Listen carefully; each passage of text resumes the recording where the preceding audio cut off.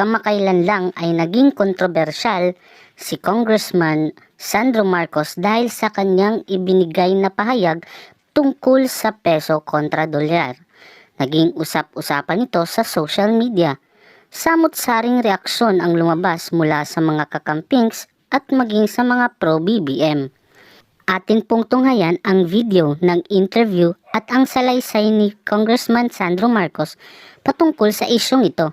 At subukan nating tignan kung tumama ba o may tama si Congressman Sandro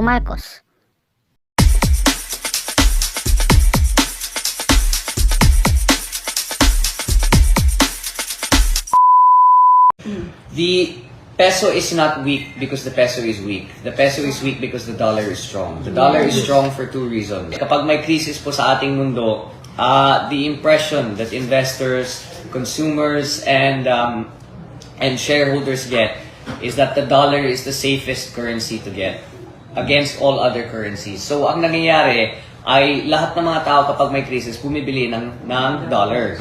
Kapag binibili yung dollar, ang demanda ng dollar tumataas, which means against other currencies, it becomes stronger. Now, kung nakikita mo ang trend ng USD sa trend ng mga iba't ibang currency, ang British Pound, ang Euro, ang Yen, ang Yuan, ang trend po... Wait a minute!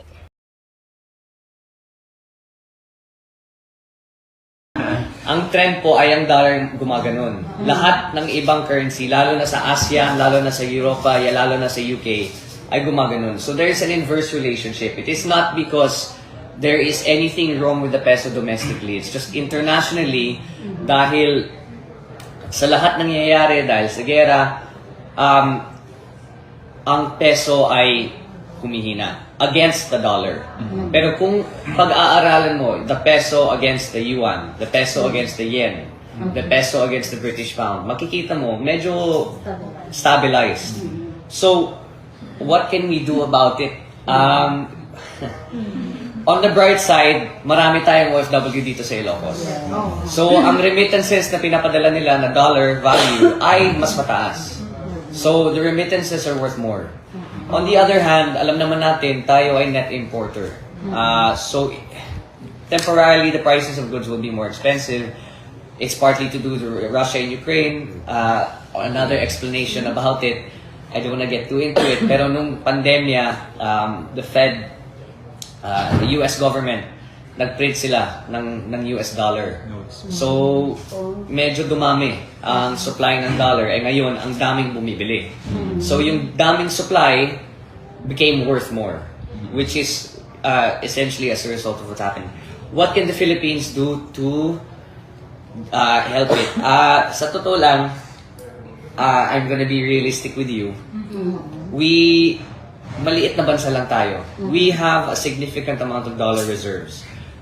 An option would be, potentially, to sell off the dollar reserves to be able to taper. Tataas pa rin yung value ng dollar, pero hindi gaano kalaki kumpara kung hindi mo gagawin yung sinabi ko, which is to sell off our dollar reserves. But, dahil nangyayari to, hindi lang sa atin, kundi sa lahat ng ibang bansa, kahit bebenta ka ng dollar reserve, walang masyadong maapektuhan. Dahil, ang dollar reserve natin kumpara sa UK, sa Europe, sa mga iba't ibang bansa ng Asia, ay napakaliit pa rin. So, you have to think of it on a global scale and on a global level. Ang magandang, hindi naman maganda, but what's assuring is like I said, hindi lang tayo nasa sitwasyon na ganito. Lahat ng bansa ng ASEAN, lahat ng bansa na may euro, lahat ng British pound. Ang British pound ngayon, nasa 28-year all-time low. Noon, naalala ko nung nandun ako, 1.4 to the dollar ang British pound. Ngayon, 0.8.